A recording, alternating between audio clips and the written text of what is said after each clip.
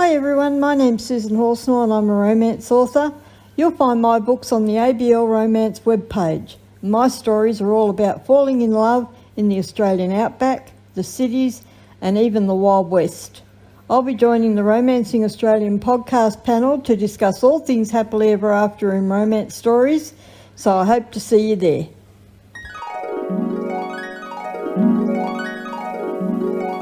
Once upon a time. Welcome to Australian Book Lovers, your destination for imagination.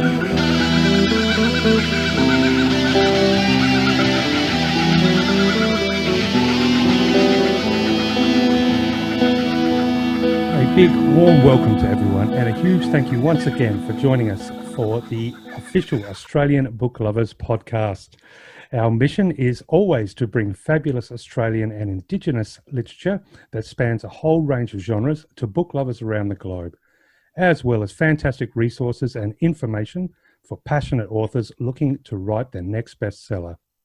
I am Darren Kazanko, science fiction and horror author, reader, and one of your co-hosts and co-founders of the Australian Book Lovers, coming to you from Corner Country.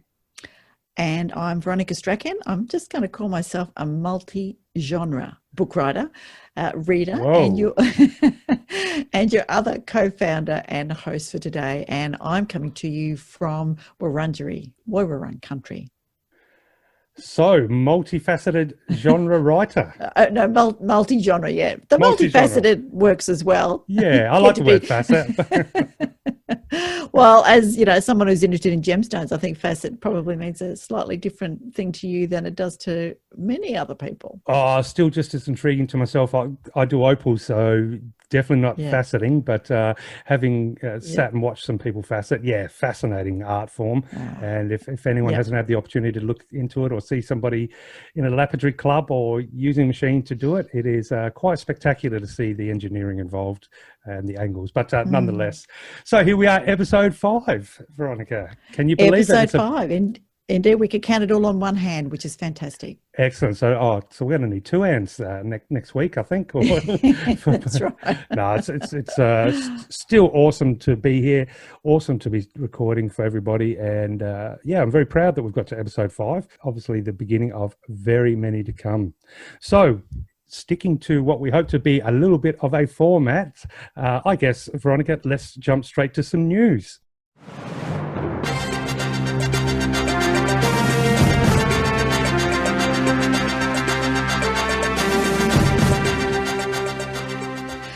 Yes, indeedy. So for me, the local news, and I thought I'd try and, work my way around Australia. So looking at kind of, books and publishing, there has been some federal COVID funding for the Wheeler Centre. So writers in Victoria are probably aware that the Wheeler Centre is just tucked into the Melbourne CBD, but it is among 4 arts organisations who are going to receive funding under a federal government's $35 million COVID Arts Sustainability Fund. So the Wheeler Centre is Melbourne's home, this is what they say on their website, for smart, passionate and entertaining public talks on every topic. So great excitement for me is the fact that they have a lot of writer stuff. So Writers Victoria is at the Wheeler Centre, and I've done numerous courses through there. They also have the Melbourne Writers Festival. They do the Emerging Writers Festival. The Small Press Network is one of their tenants. Express Media, Australian Poetry, Melbourne Pen affiliate. So it focuses on writers in prison, reconciliation, women's writers and international work, especially in the Asia and Pacific region. And it's the City of Literature office for the Melbourne as a City of Literature. So it is absolutely a, centre. The Wheeler Centre is for, books, writing ideas, absolutely. So that is the news for Victoria. And it's a lot for Victoria. That sounds like a lot's happening in that centre. It is, yeah. And as I say, I've been in there. And it's, of course, Melbourne, we love our coffees and our teas and our food, and it's, surrounded by great cafes and all those kind of things. And they do put on some really good work there. And I know the writers, they run workshops and courses, which, as I said, I've been to a number of them. And they go from kind of emerging and developing to sort of, really established. They do masterclasses, short classes, and so encourage writers to jump on, have a look and see if there's something for you.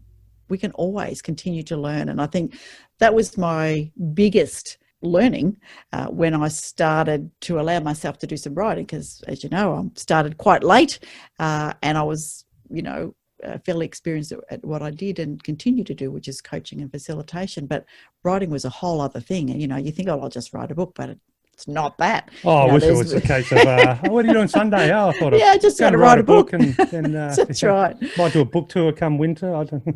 Yeah. And so encouraging writers to stay in contact with some of their local writing community. So, Writers Vic for Victoria is, where I am.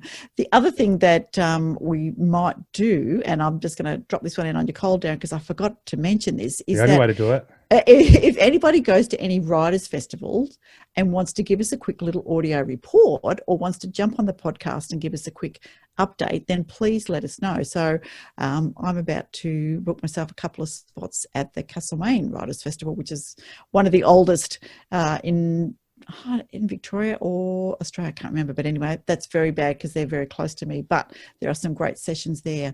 Some of them are online, some of them are in person. It also is an arts festival as well, so amazing to go to these things, get involved in your writing community. So yeah, that was the news. And one other thing is that I just wanted to mention that the Adelaide Writers Week wrapped up on Thursday the 4th. I don't know if you went, being over there in WA. In SA? Yeah, sorry, yes, SA. Well, yeah, I wish I could have. In fact, I didn't, to be honest, I didn't have the opportunity to see any of the Fringe this time around, but it's for good reasons, for happy reasons. Yes. Obviously, trying to make sure that this website gets all the love and tender care it needs while it gets pushed out into the big wide world and the big wide world web. Mm-hmm. And yeah, look, I really hope to be one of those on-the-spot reporters with my recorder for any other writing events or special events coming up in Adelaide or South Australia, because I think that's a really cool idea you just brought up about doing a little bit of either live recording or a little summary of some of the cool things that can be found at writing events. So I'll definitely be looking out for those. But you also raise a really other good point, which is something I've been guilty of as well, sitting and keeping my head down just writing and whatnot, and that is to really take the time to discover what might be out there in your local community. It's something I'm going to do, because especially now with the website, I want to learn more about the writing community and writers here in Adelaide, and that maybe want to get together and talk writing and publishing and marketing and all that cool stuff. So you bring up some excellent points, and it definitely sounds like the Wheeler Centre is one of the good places to go if you're in Victoria. Yeah, absolutely. And I can say that because I've been there, but I'm really happy to explore some of the other states and see, what they've got. And I'll see if I can get somebody on to have a chat to us. But I did want to just finish up with Adelaide Writers Week, given the March for Justice that's been happening around Australia of late, and the importance of, promoting women's issues and, making sure that we do support that gender equality. Adelaide Writers Week, top 10 bestsellers, 6 of them were filled by women. So that's a good thing to hear. That's an excellent thing. Yeah, it is good. And they did a combination of, live and local and some, live streaming. Yes, those kind of things. So they had a few teething problems, but they feel like they did okay, which is good. Good that we are starting to get back to some cultural events. Yeah. Yeah, and I think we made a chatted about this off air, so to speak, a while ago, but I did have to have the opportunity to drive across the city on a Saturday night, I think 2 weeks ago, and driving through the city going to the event that I had to go to was late in the afternoon, and it literally looked like a ghost town in the city, and I thought, oh damn, I haven't gone to the city for a while. I live on the beach, it's good fun. Coming back after my little event, the city was just absolutely spectacular, absolutely crowded, full, lights, basically the city streets had turned into bars, music, dancing, events. And I guess the point I'm making is, look, it is a difficult time, and we probably have difficult times still ahead, but at the same time, here in Australia, I think we are really lucky to a certain degree. I know we have had things easier in South Australia than a lot of states, like absolutely the case. And a lot of that comes down to the fact that Melbourne and Sydney are taking such a huge load of international return travellers or returned Australians. But nonetheless, there was a real sense of pride in the sense of living in a country that, you know, as soon as the threat there is not at any really unacceptable level, that is proof, you know, for example, the Fringe celebrations are proof that as long as the threat is at a manageable situation and not excessive, that life will come back to normal. And it may take a while, but there are signs out there. And so, look, it can be, especially reading the news over your coffee, and there's a lot of negative stuff out there and probably still going to get a lot of it. But there are some really positive things out there too, if you want to look for it. And I think, you know, balance things out and have a look around and just see some of the beautiful things we can appreciate for here being in Australia as opposed to some of the other countries. There's a lot of stuff to be frustrated about, don't get me wrong, but so many good things to, you know, you got to flip the coin every now and then. You know, for myself, it's just, well, doing this website, talking to awesome authors, getting great feedback via email, but also walking down the shop, everyone's in a good mood. I go down the beach, everyone's surfing or having a good time. Everyone's polite to each other. Just little things like that really help to outweigh the anxiety and negativity that can sort of reach out to you from the news and possibly, you know, Twitter feeds, Facebook feeds, all these things about, you know, the vaccinations and turmoil in other countries. So Australia, I think we're doing pretty good, and I'm starting to feel very positive about how 2021 is going to turn out to be. Very good. Yeah. So tell us. I have some news too. Yes, tell us about the website news. Yes, no. So, with regards to the website, the news this week is that we will be shortly including a brand new feature on AustralianBookLovers.com. Essentially, this feature will allow authors out there of any genre to upload any unpublished or published, if your licensing allows you, to upload them onto the website to be hosted, so that readers will have the ability to obviously read your short story, but also they'll have the ability to add a comment as regarding to a review and just feedback. So I think it's going to be a great opportunity for people out there that have maybe a collection of short stories that has been sitting in a drawer that they weren't sure what to do with, or even authors that decide to have a break from whatever project they're working on, and it's something I'll be doing, maybe quickly penning something, you know, a bit of flash fiction, a short story, something stepping out of your comfort zone, trying something new, or just building up a massive collection of your stories online. There'll obviously be a whole unlimited range of genres where the story, so for example, if you upload a story, you just let us identify which genres you'd like to be included in. If you are an author that uploads, for example, more than one or a collection of short stories, by all means, we will be adding a separate page so that you have your collection that can be searched for by author name. And that can be added to, theory is, it can be added to at any time by yourself. So I think it's quite exciting. It's going to be a really great opportunity for people to jump on and have a quick read of something. So they'll have the readers out there will have the option of just bringing the story up in a pop-up on the screen, so they can just read it while they're having a coffee, or whether they're on the train or sitting there in an interview waiting on their phone. Or alternatively, there will be the option at this stage to download the short story, whether it be for EPUB, Mobi, PDF, so basically for your electronic reading platforms. So very exciting, and I'm looking forward to hopefully seeing just a huge range of short stories to flood in, because you know that there's something fun about being able to jump in and jump out of a story really quickly, and it means that you can really have a quick whirlwind adventure, like I said, over coffee or just before you go to sleep or while you're having a snack. So it'll be fun, and it'll be amazing to see the collection grow, and who knows what that can lead to in the future. There's a few other ideas that we've got brewing under the radar. So, but this is the next step for the website, and we really hope you have a look and get involved. If you're a reader, by all means, have a read and even try some genres you haven't tried before, the short stories, and we'd love to hear your feedback. There'll be the opportunity to do quick reviews, and if you're a writer out there and you're interested in popping up some short stories or writing some short stories, definitely take a look. All the instructions and information will be on the website, but we'll let you know via Facebook, Twitter, by our website, by Instagram, and of course via this podcast as soon as it's up and live, but it should only be a couple of weeks away. So very exciting. It is very exciting. Although I would have to admit that the short story and super short stories I find incredibly hard to write. I am much more long-winded, shall we say, than writing a short story. But, you know, such is life. So I thought it might be helpful. I think we're going to go to a cameo now, first of all, are we? Yes, why not? Yeah, okay, absolutely. So it's time to meet one of our fantastic authors that have already submitted work on the website.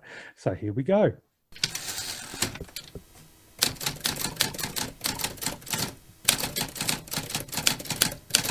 Hello, my name is Kevin Klehr and I'm one of the organisers of an international queer book conference happening online for us Australians starting in the early hours of May 9 and continuing until the early afternoon. When I was last on this podcast, I misspelt the IQARUS book conference, but if you go to IQARUSbookcon.com, you will find out all about it. There are all sorts of panels looking at tropes, book covers, research, and world building for sci-fi and fantasy. So check out the IQARUS BookCon, IQARUSBOOKCON.com.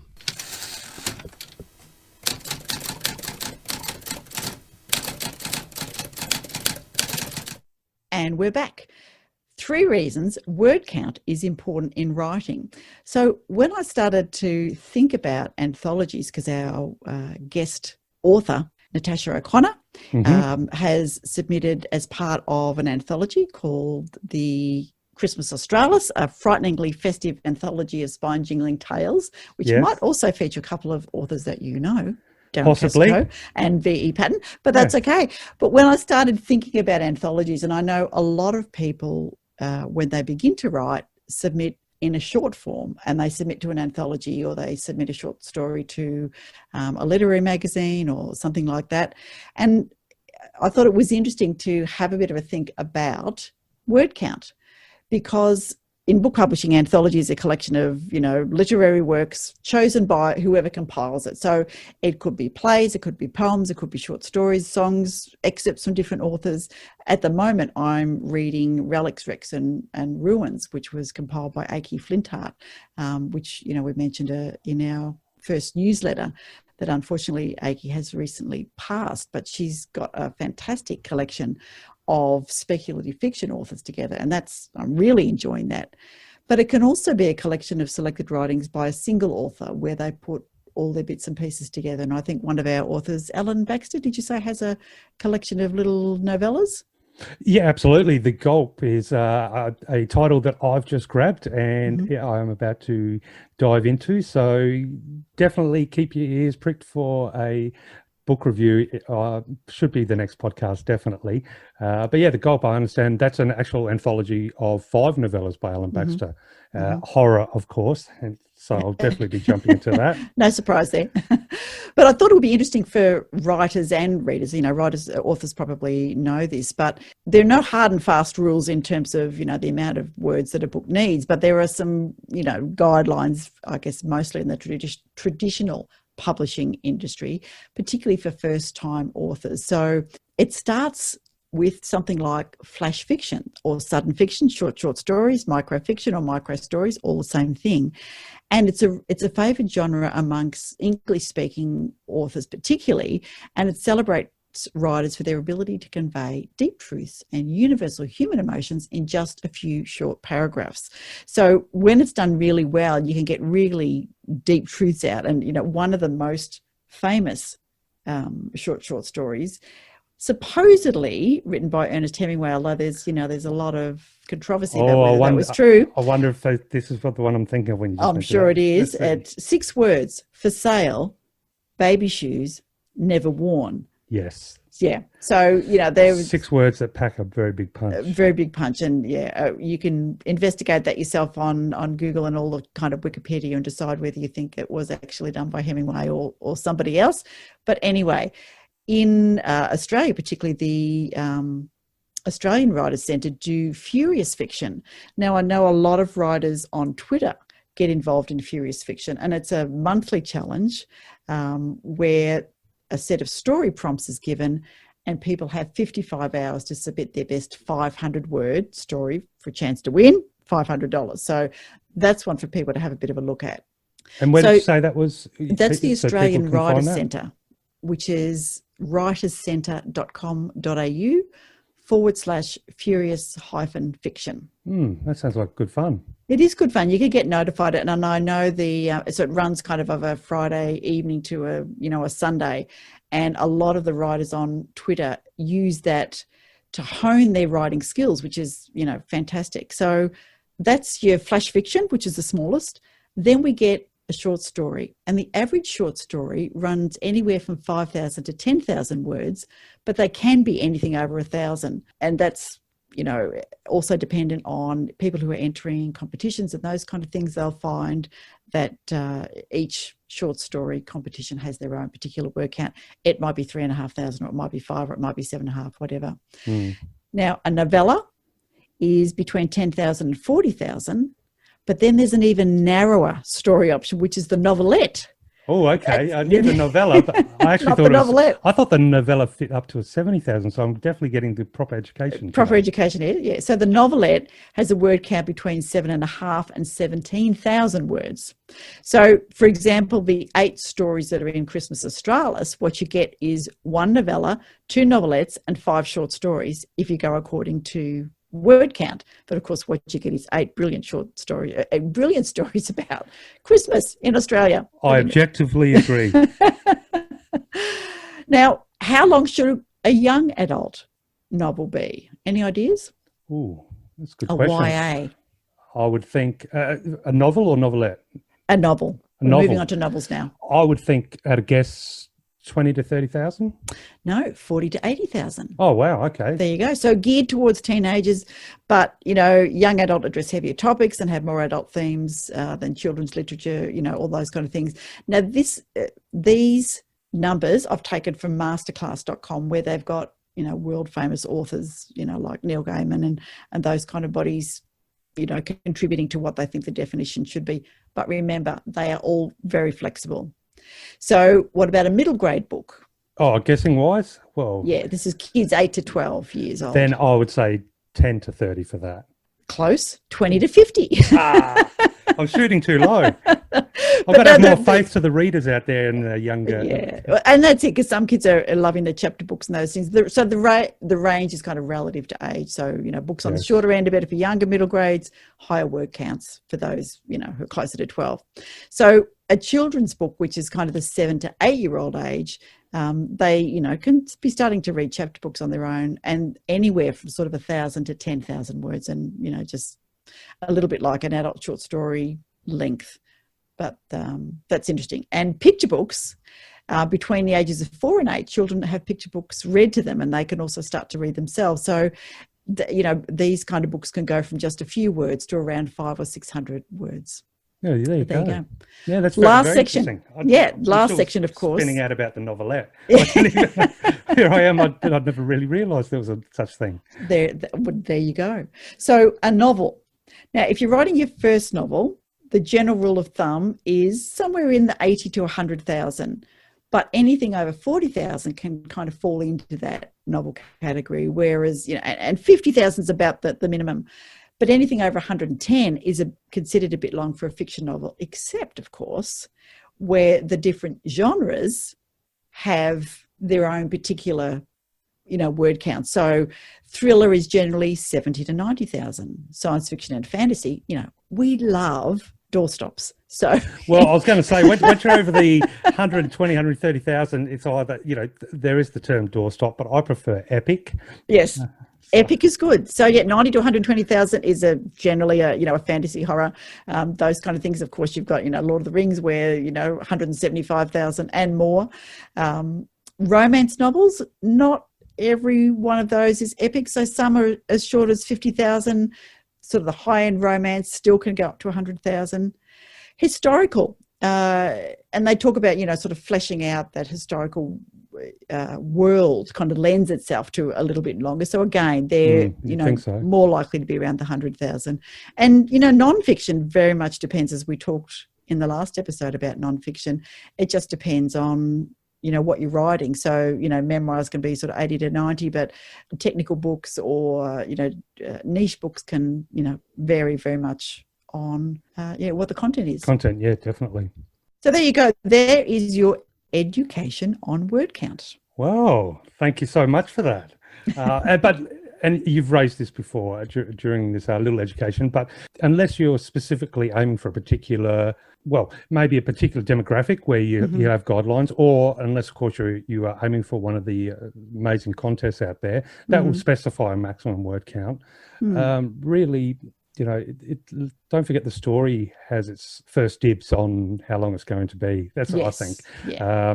Obviously, if you want to have a shot at flash fiction or novelette, then you might want to set yourself a little approximate maximum word count.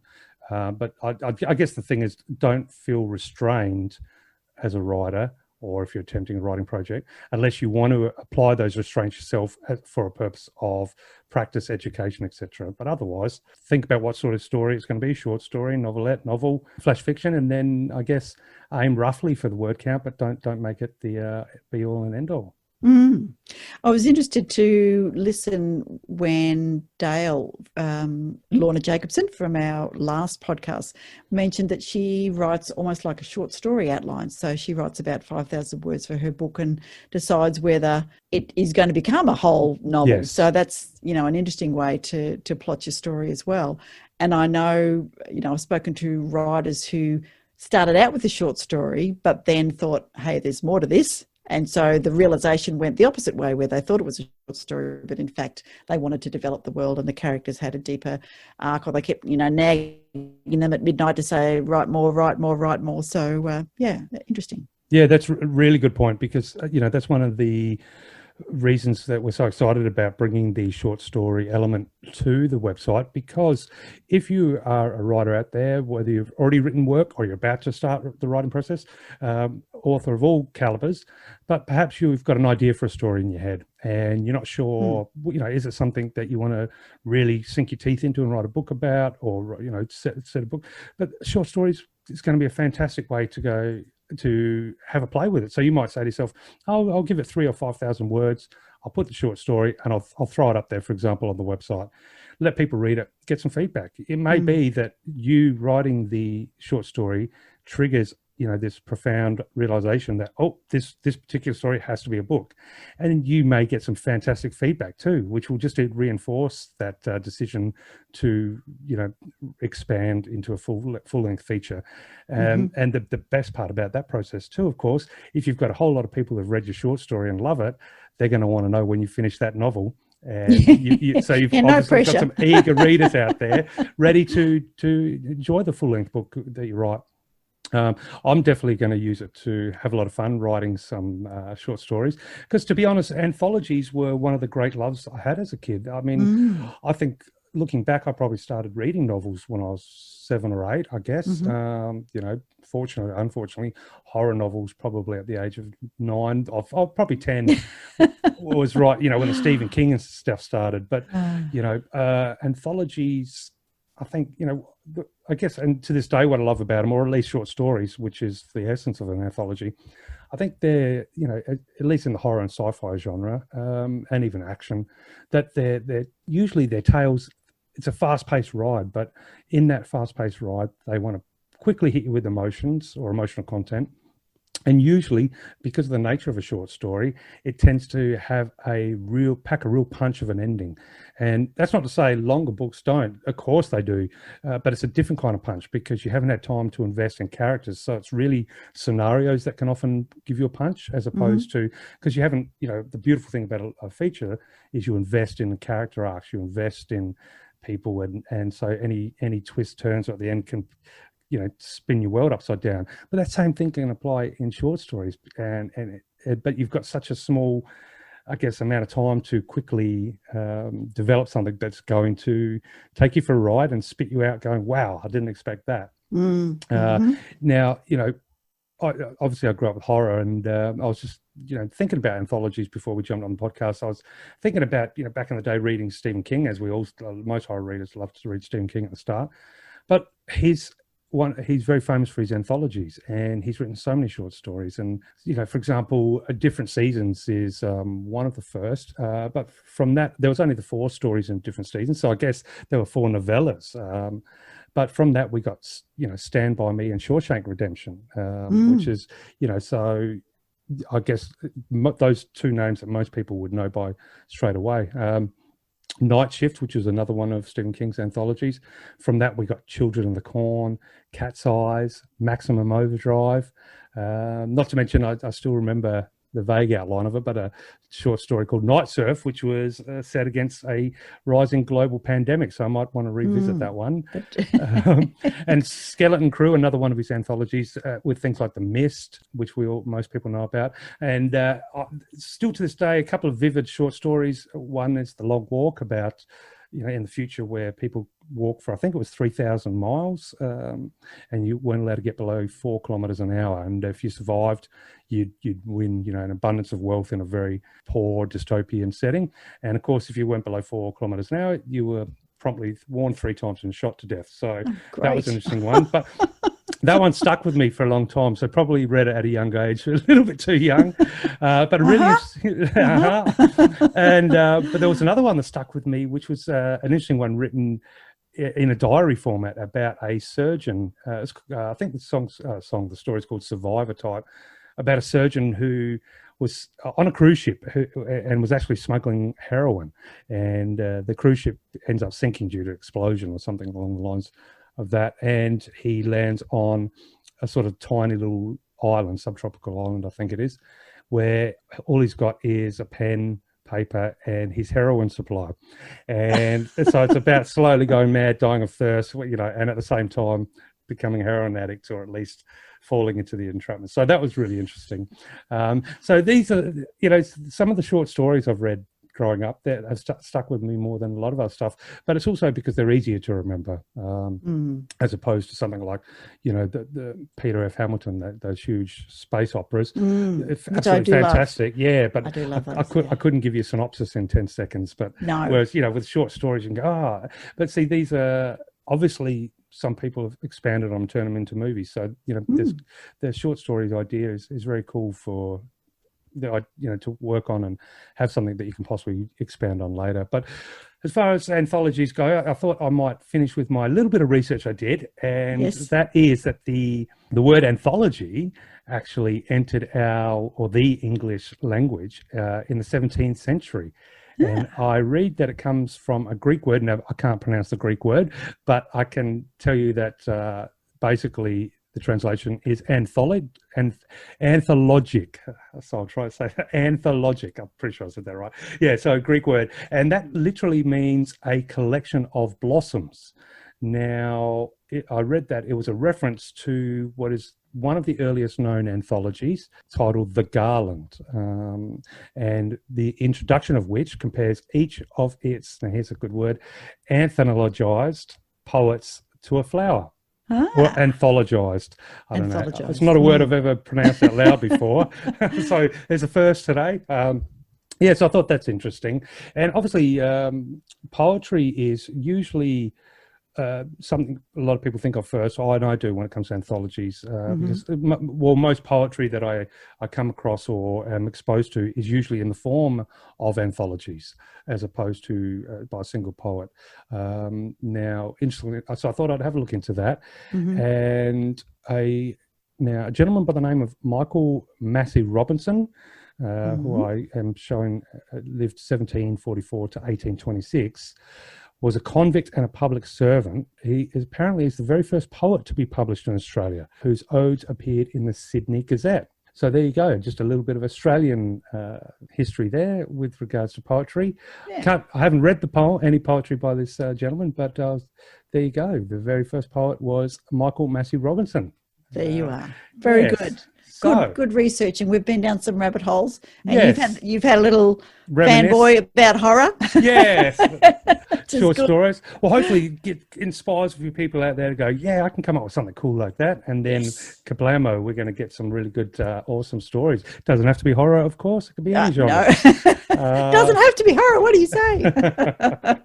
I mean, I'm going to use the opportunity to, to have some fun and try some sort of flash fiction and step out of my comfort zone. Absolutely. So look forward to some romance from Darren Kazenko. No, I'm not sure I'm very good at romance, but I'll give it a shot. Yeah. Speaking of romance, we are going to have a giveaway, and the lovely Sandy Barker has very kindly agreed to give us 3 of her holiday romance books, which is fantastic. So we're going to work out. Thank you, Sandra.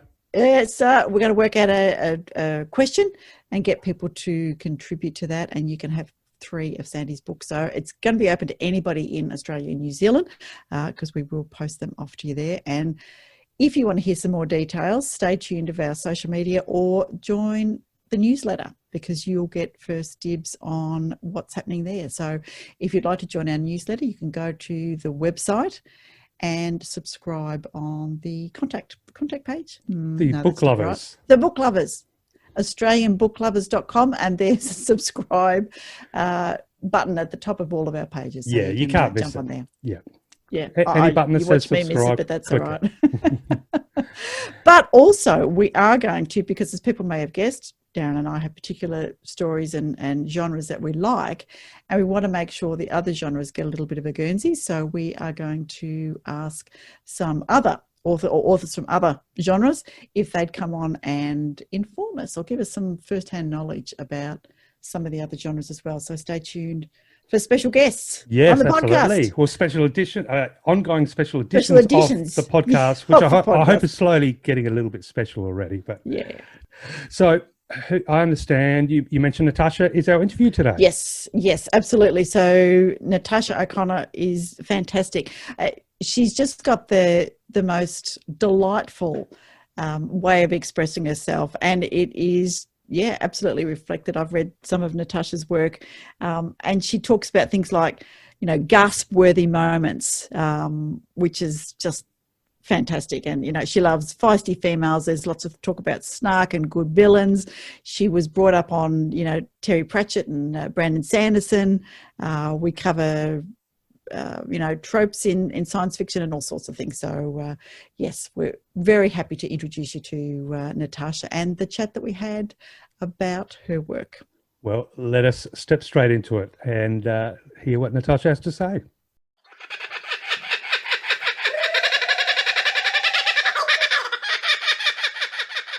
So hello and welcome to the Australian Book Lovers Author Interviews.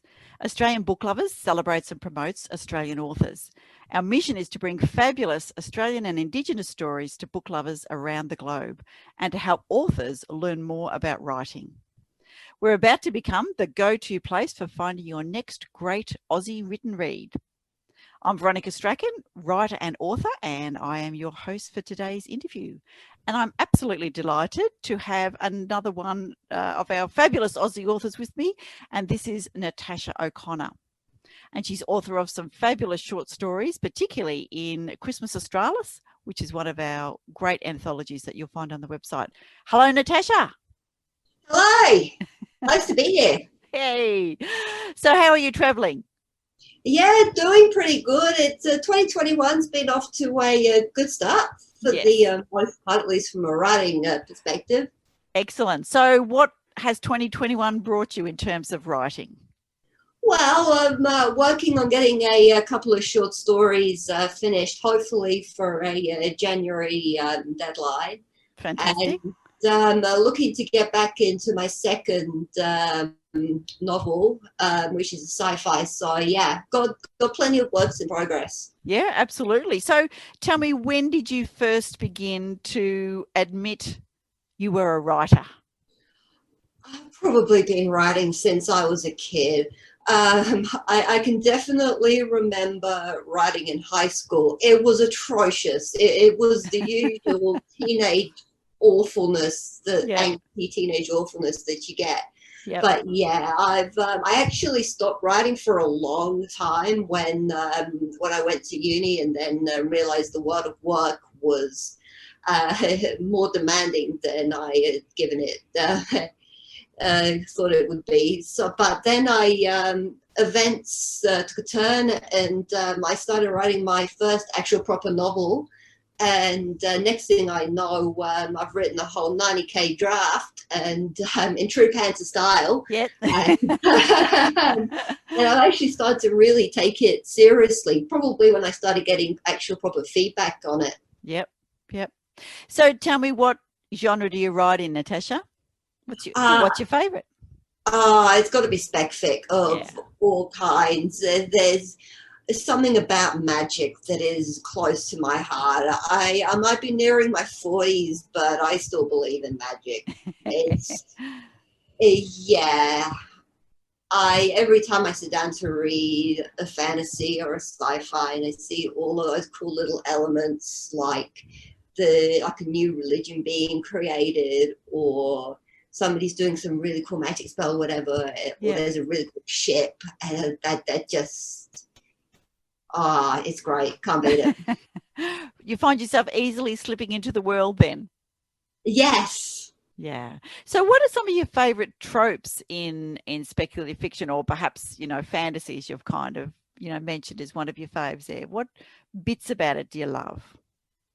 The imagination that goes with it. I don't think there's any specific tropes that I could pick out, but that said, I'm always in favor of a feisty female character. Yes. And snark. Yep. All of the snark. Yes. Which you as a writer do so particularly well. So thank you. Thank you. I do try, although sometimes it just comes out. The characters I write tend to lend themselves to it. But I'm not sure there's anything that I can pinpoint specifically, but it's the wonder of a different world, or something that's so different from ours that, and who can't go past the chosen one. Yeah. Well, people say it's done and it's dead, but there's still people, myself included, admittedly. Yes. But there's still people, and there's a lot of Black writers and other like Asian writers who are writing chosen one. Not that I can think of any titles at the moment, but they're writing really awesome chosen one novels. So yeah, it's a popular one for a reason. Yeah. So around that particular trope, there's a whole different world building and characters and settings and reasons for it. Yeah. Do you think it's that particularly as ordinary people, we really would love to be extraordinary in some way, shape or form? I think so, yeah. I think that deep down at heart, we would like to mean something, to actually make a difference in people's lives. Yeah. I mean, I know that I like to think that I make a difference in people's lives. Yep. Yeah. So cool. Yeah, it is a good one. And as you say, I don't think we're going to get tired of it for any time soon, not with the, the sales of books as they are. So tell me, Tash, is there any messages that are in your stories, or in a particular story, that you deliberately kind of set out to do, or you accidentally found that it was there? Accidentally. There is a very, very strong anti-authoritarian streak to everything I write. Okay, so should we not let your boss see this interview? Is that right? I think she knows. Daytime job. Yeah. My daytime job. She knows my leanings. She kind of makes fun of my rusted on leanings. We don't always agree, but it's I attribute it to my mum, who's from the Balkans and had a very strong anti-authoritarian leaning. So it's something that's sort of ingrained in me, and sort of a theme about justice. So you know that people get what's coming to them. Those people who do wrong by people get what's coming to them at least at some point. Yeah, so there's a fairly strong sense of, social justice and right and wrong. Yeah, nice. Yes, which is something that I feel very strongly about myself. Yeah. So is it hard to weave those things in for you, or do you feel like it just kind of pours out innately because of who you are? Yeah. It's because of who I am. It just sort of naturally comes out. I mean, my second novel, which is a climate sci-fi, or cli-fi as they call it these days, is basically rebelling against very topical mining. Yep. Which is funny because having used to work in mining, it's the rebelling against the company, which is also happens to the head of the company also happens to be the emperor of the planet. Who is the bad guy. Yes. We do like to have a good bad guy, somebody we can really, hate or relate to. Yeah, definitely. Yeah. So, anti-authoritarianism. All right, good messages to have. Feisty female characters in every single one there is. And not just your jackbooted facsimiles for blokes either. This is a proper comes with their own vulnerabilities too.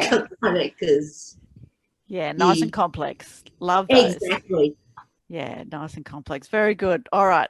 So tell me then a little bit about, your published work at the moment. So what have you published? And so I've obviously got, as you mentioned, the short story in Christmas Australis. And I've also got another short story out about mermaids. That ends not how you think it's going to end, in another anthology called Discovery of Writers. Fantastic. So tell us a little bit about that. So basically about a chick who's been on land for a long time. She's always been drawn to the sea, but she doesn't know when. And one day she gets cooled so much that she actually dives into the water. And instead of actually drowning, she starts transforming into a mermaid. And that's when she discovers her whole backstory that then gets kind of, brutal. Right. I won't spoil the ending. Don't spoil the ending, no, because we'll have people going, mermaids, got to read that one, got to read that one. Love it. All right. So tell me, as a writer, are you a pantser or a plotter? And you gave us a hint of that before.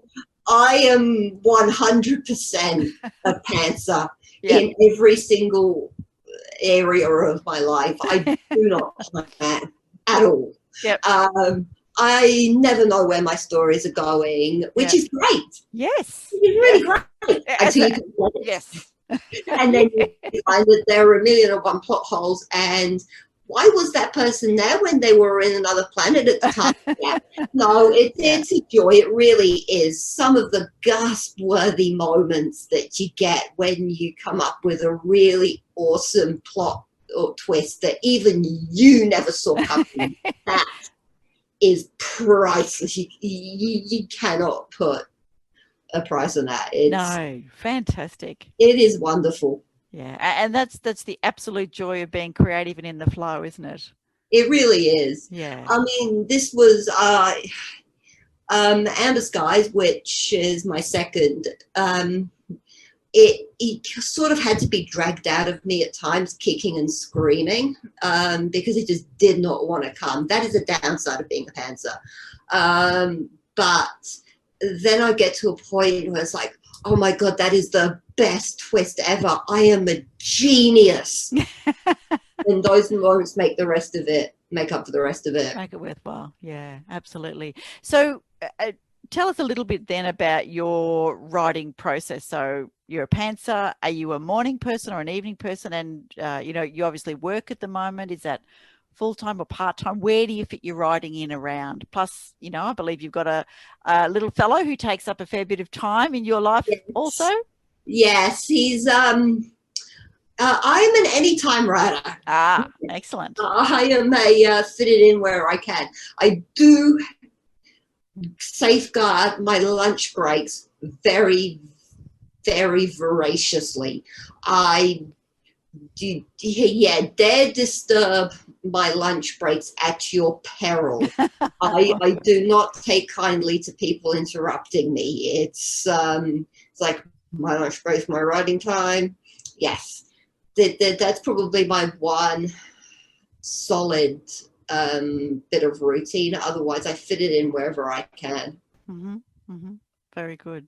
So tell us about the pouring out. How long does it take you to write that sort of glorious first draft? It's sort of evolved over time. So it took me 5-6 years to write the first draft of Spinning Out, which is my first one. And then I wrote probably a year and a half, maybe 2, to finish Amber Skies. Mm-hmm. And the second book of Spinning Out is somewhere in progress, and it's probably been going for a year and a half-ish, mm-hmm.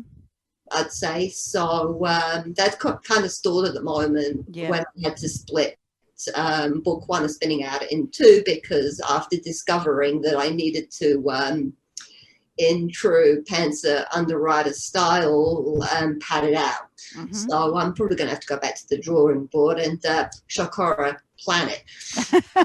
Do a bit of reverse planning, I think. I was yes, somebody about much. Yeah. So what are your writing goals then for this year? Where does 2021 or the end of 21 see you with your writing goals?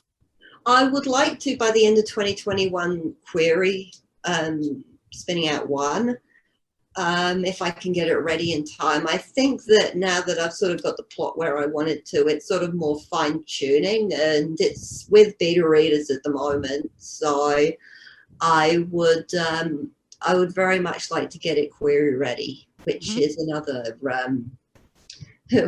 thing altogether. Yeah, another whole level of process. Is there any particular publishers that you're looking for? Are you looking for some of the big 5 or 4 as they are now, or small press or indie publishers? I'm going with small presses, because I've heard a lot of bad things about how the big 4, mm-hmm. as I'm still getting my head around that. Mm-hmm. Small presses, because I've heard a lot of bad things. It's just some people saying that you don't get much of a marketing budget as a mid-lister, and it's one of the things, if you're going to go with a press that's going to be published, then if it's not going to give you a marketing budget, mm-hmm. then you might as well do it on your own. Mm-hmm. Or that's one of the reasons you go with them. But so small press seems to be a good middle ground. Mm-hmm. Mm-hmm. Okay, well, we shall watch that part of your journey with interest. And maybe we might need to talk to you in 12 months and see what's happening on the goal setting. Yeah, definitely. I would like to submit more to to journals and just shorts, so that actually try and get my work published this year, and hopefully get a few more acceptances among the rejections. Yep. It's part of the journey. Now, Furious Fiction, because you do some of that with the Australian Writers Centre. Yes, Furious Fiction is great. Yeah. It's been wonderful for idea generation. Yeah. I haven't made it to the even the long list yet, but you know what? I've really got some awesome ideas from it, and it's good for forcing yourself to write something even when you don't feel like it. I only missed 1 month last year, and that was when I was just too burnt out to do anything. I was work, the pandemic, everything, and my brain just went forget it. Yeah, fair enough. Okay, so Furious Fiction Ahead's got some goals ahead. Tell us about the Australian elements in your stories. Apart from being an Australian writer and writing in Australia, are there any specific bits that you think give your stories a special Aussie flavour? There are some of the settings in at least one of my novels is based in, well, the short story I did for Christmas Australis was based obviously in Australia. And then for Spinning Out One, the MC is meant to be Australian, and she is some of the worlds are based off real world Australian settings, like the rainforest and the desert and all that good stuff. So it's definitely got a bit of a flavour, so that you can smell the eucalyptus and feel the heat and the fact that you're basically breathing water when you go to the rainforest. Yes. Oh, that's fantastic, because we have got so many different environments in the same country. It is kind of so easy to draw and make them different worlds. That's fantastic. It's really, the great thing about Australia is it has so many, as you said, different settings. Like you've got the grey sandy desert, the Nullarbor, the rainforest, and then you've got the two types of rainforest. Let's not forget Gippsland here. And then you've got the area around Sydney and sort of getting towards New South Wales outback, and it's beautiful. Yeah, fantastic. Okay. So we're nearly at the end. Can I ask you what you're reading at the moment? Oh, I'm reading Brandon Sanderson's latest doorstop. We love a doorstop in fantasy, don't we? Oh, we do. Yes, it's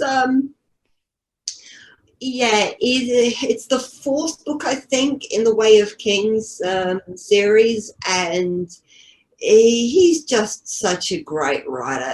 It's some of the ideas that he comes up with, and he's written this world that features regular storms that affect the entire way the world is set up, and instead of like your cows and your sheep, etc., he has these like creatures with shells. Like all the creatures have shells, and all the plants are basically living creatures, but they and you can sort of see that it's loosely based on the real world, but it's done in such a way that sort of gives it a fresh perspective. I don't know where he gets half his ideas from, but they're just he packs them with details. Yeah. You just read them, and some of his language as well. If I write a sentence half as good as that, I will be happy. Very good, very good. So is there a particular, you've come up reading speculative fiction, obviously. Is there a particular sort of style that you see reflected in your own? Are your books similar to others that you've read, do you think? Those who know me know that I am a massive, massive Terry Pratchett fan. He is my writing hero, and I was very sad when he passed, and I still miss him. His books were the reason that I am a writer. Without him, there would be no writer Tash. The Discworld series, the characters, the settings, the way that he reflects the world back at us, but in a way that that means something to me, is just something really special. Fantastic. All right, Tash, that is all we've got time for. Much as, I could talk to you for hours, but would you like to tell our readers and authors where they can find you online? So you can find me at http:// Natasha noc.wixsite.com/author. Beautiful. All right, we'll make sure that goes in the show notes underneath with your questions as well. And are you on social media anywhere? Yes, I am. You can find me. My Twitter hashtag is at calling33. Mm-hmm. Very good. There's another story behind that, but we'll leave that for another day. There is. There is actually a story behind that. It's one I've had for a very long time, since I was a teenager. Right. So thank you very much for your time today, and please encourage everybody to go out and get in touch with Tash, read her stories and support her in her author journey, because, you know, let's face it, we want more Aussie authors to be read.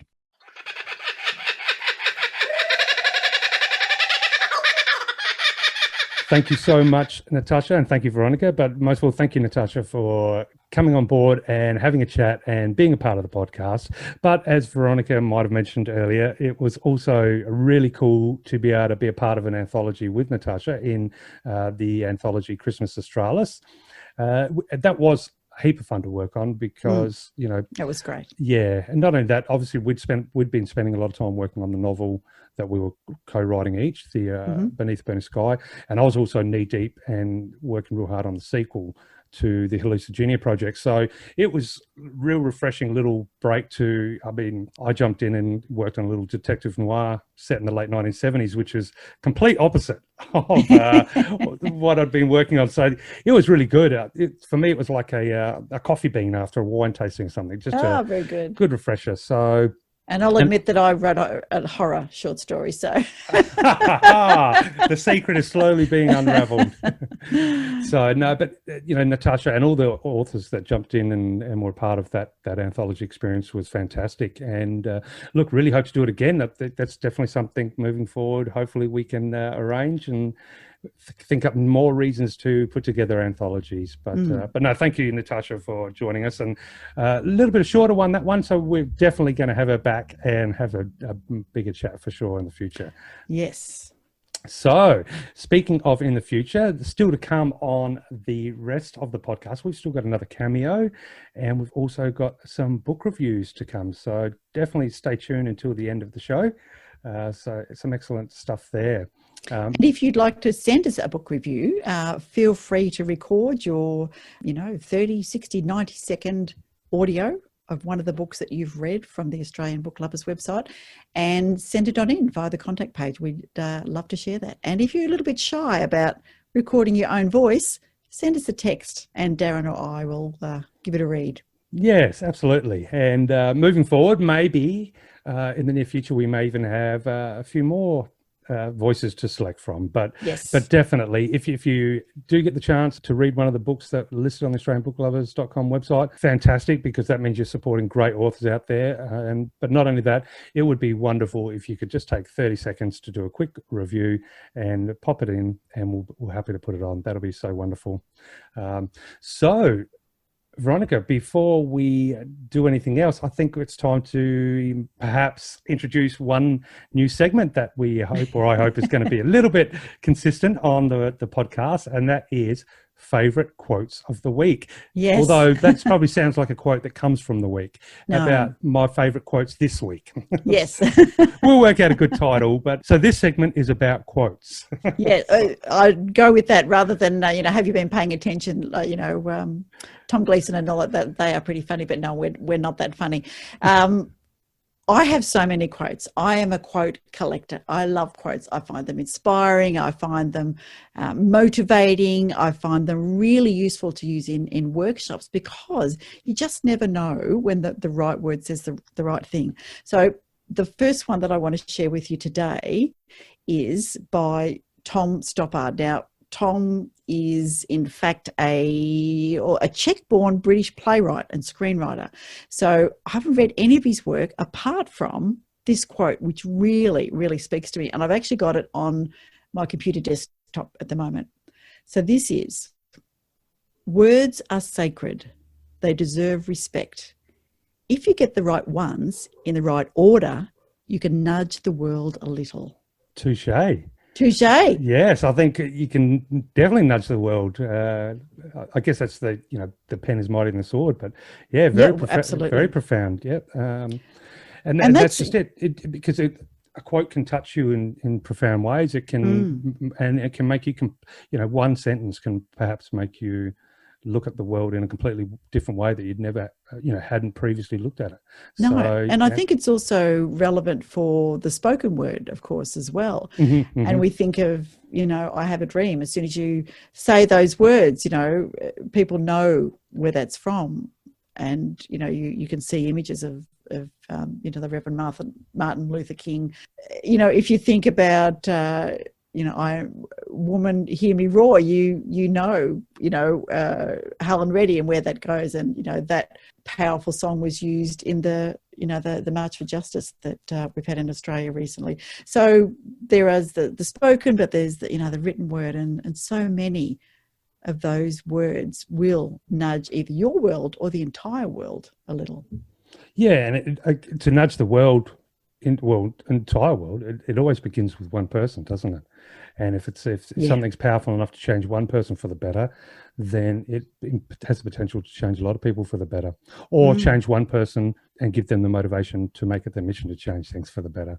Yes. So it all begins with the seed of an idea, and that and words is so powerful. I think in encapsulating what that seed might be and the mission of the forest that will eventuate from that seed.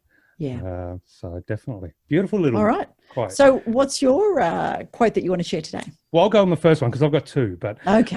Now I actually. Well, if you've got two, I want to have two. Well, you can have two. So only this once. No. I picked two, and I thought my two quotes today are a little bit about poetry.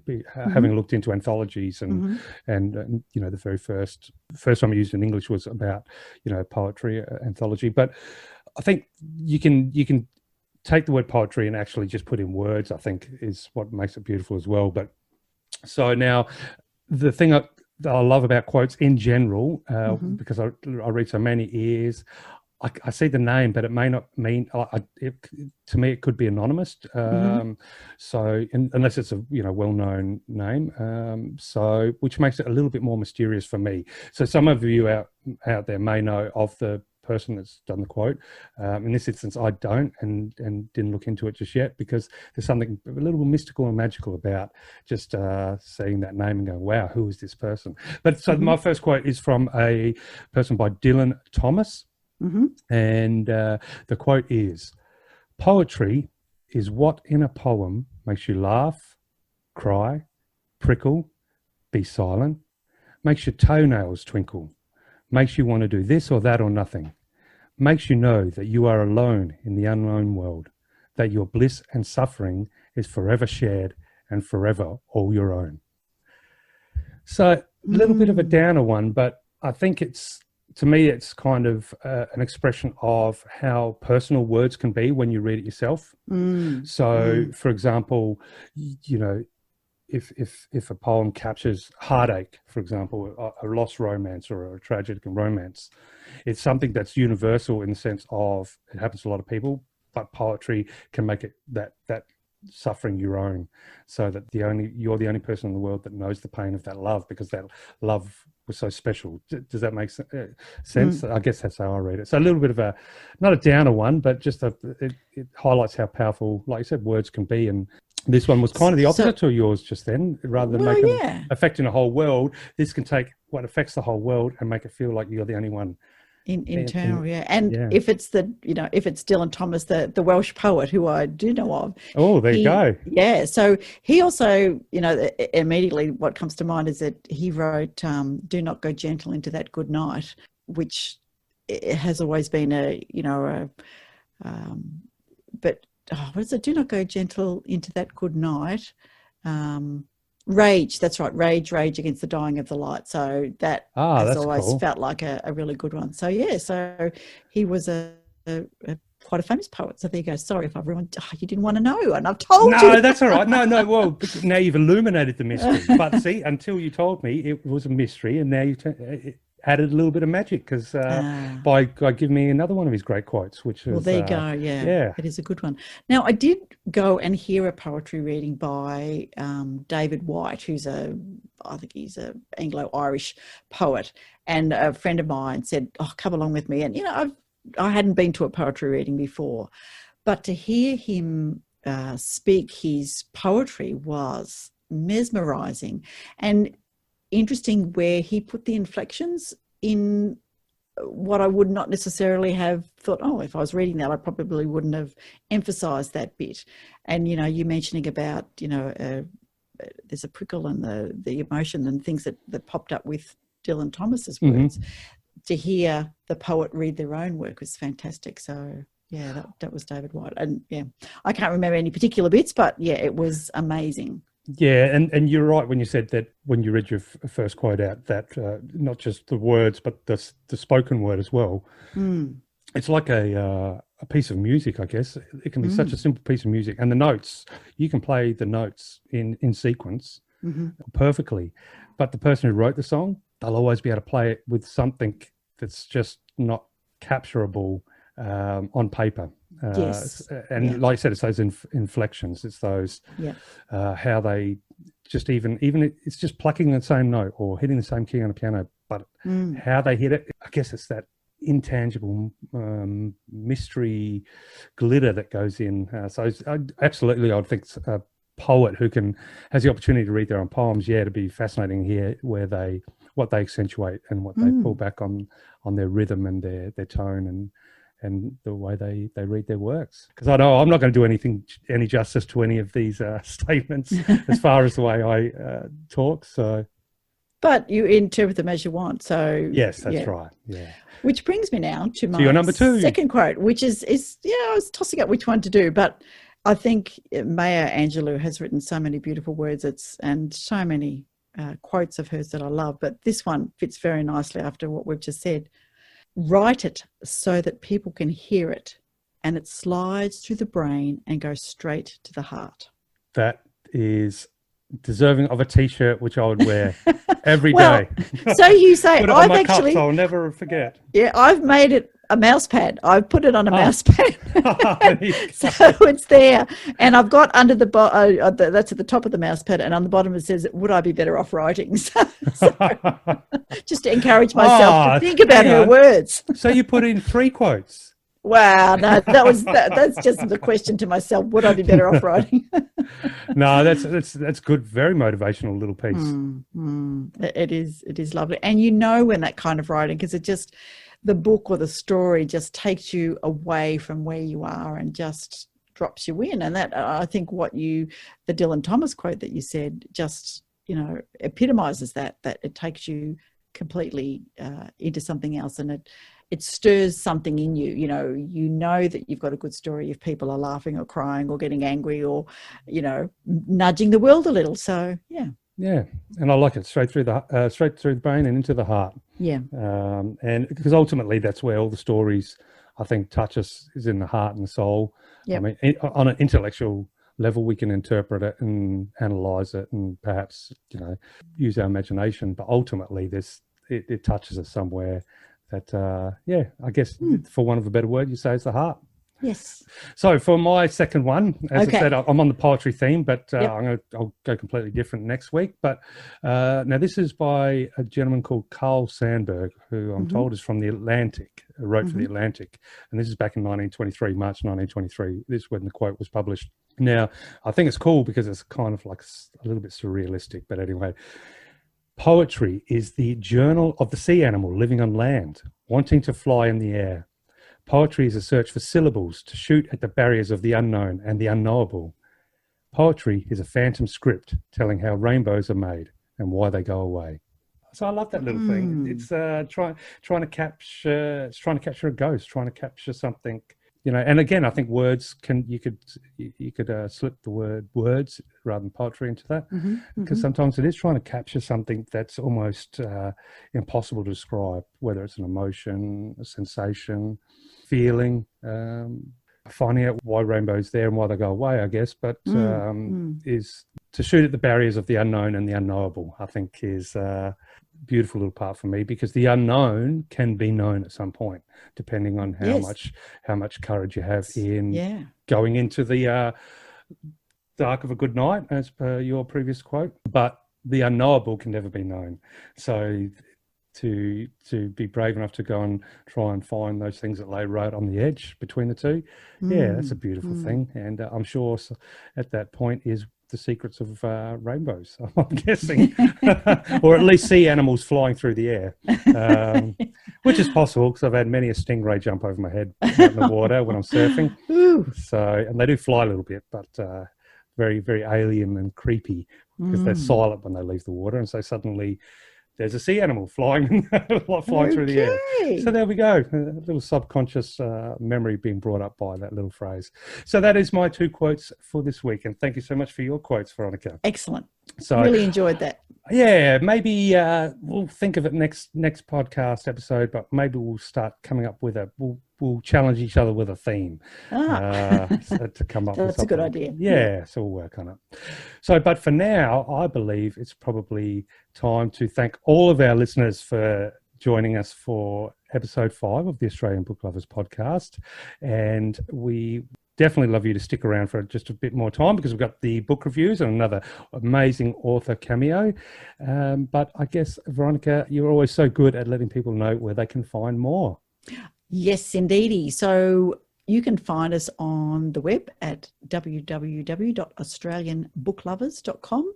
Find us on Twitter at Australian Books, and on Facebook and Instagram, we are at Australian Book Lovers. So drop in and say good day, like some of the books there, jump on and, as I say, subscribe, and you'll get some extra information and some of our new releases and early news on the next giveaway, which is, as I mentioned, Sandy Barker's 3 holiday romances, which is fantastic. Yes, That's absolutely. Yeah. Yeah, please do sign up to the our newsletter, because as Veronica said, there's going to be lots of changes moving forward. So, be a great opportunity to be get that information very quickly.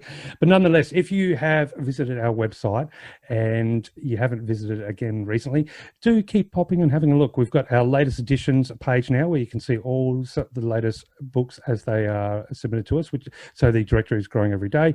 And of course, we have got still some really cool, fun and exciting changes coming to the website. And so every time you click on there, you just never know what you're going to find. So do please visit, and thank you all for supporting us by downloading or listening to our podcast. And if you are on iTunes or anywhere that you can do a review, 5 stars will always make us happy.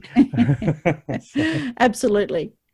And now it's our really high pressure performance time, Veronica, for our tagline. Right. So maybe this time, what about if I try and count us in, and we'll see how we go.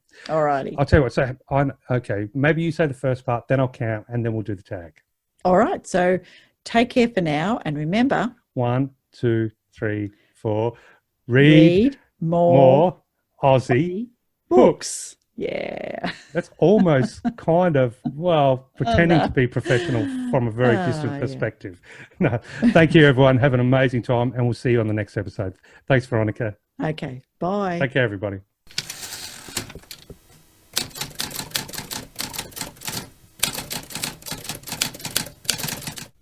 Hi there. This is Laurie Bell. I'm a fantasy and science fiction writer. I'm also a blogger, reviewer, flash fiction writer, narrator, and the author of The Tiger's Eye, the second book in the Stones of Power series. It's a magical YA fantasy about a young mage-kind girl who desperately needs to find another magic necklace. But it's a race against time, because the bad guys want it too. And there's a mysterious girl who keeps getting in Tracy's way. But beware, and remember the lost. You can find out more about me at australianbooklovers.com under fantasy. Bring chocolate.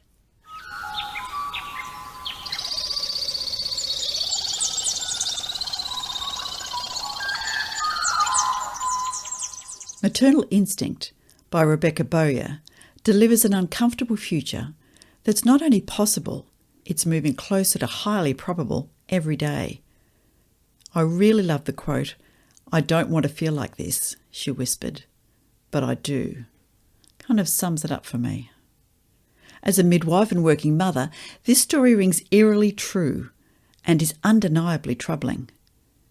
And having spent 4 decades myself trying to make a difference in our resource-constrained healthcare sector, the government policies and posturing within the pages are all too real. None of that warranted turning child rearing into a freaking military operation. Another quote that I loved. Too late. The fact that the story threads read so strongly is evidence to me of the writer's skill. Bowyer leads us smoothly into her world with language that is succinct, technically on point, distinctly Australian, and peppered with evocative prose. This quote: "Heritage architecture huddled up to sleek glass buildings, trying to escape the slight embarrassment of the brightly coloured apartment blocks left over from a period when architects were a little too enthusiastic about their primary colour palettes." End quote. The setting was comfortably familiar and the characters deftly and humanly drawn. Bowyer made it easy to step into their shoes. At times I wanted to hug them, at other times shout at them. I was impressed by the integrity of this story as it wound its way through differing points of view, presenting them with sharp dialogue and believable action. Though initially seeming quite black and white, there's room for a lot of grey in this dystopian future. And the ending? Sorry, no spoilers. You'll have to decide for yourself what you would have done in the same situation that Alice finds herself in. Hard to believe this is Bowyer's first novel. A polished delivery and a confident voice. It holds my attention to ransom for more great books to come. An excellent read.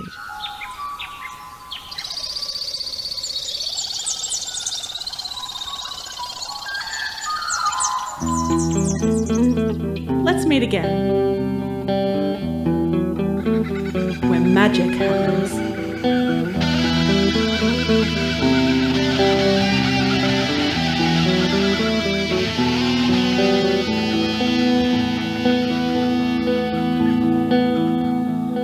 Australian Book Lovers acknowledges First Nations peoples and recognises their continuous connection to country, community and to culture. We pay our respects to elders past, present and emerging, and honour the sharing of traditional stories passed down through generations. We're committed to a safe and inclusive welcome for authors and readers of all cultures and backgrounds, including people of LGBTQIA+ communities and their families.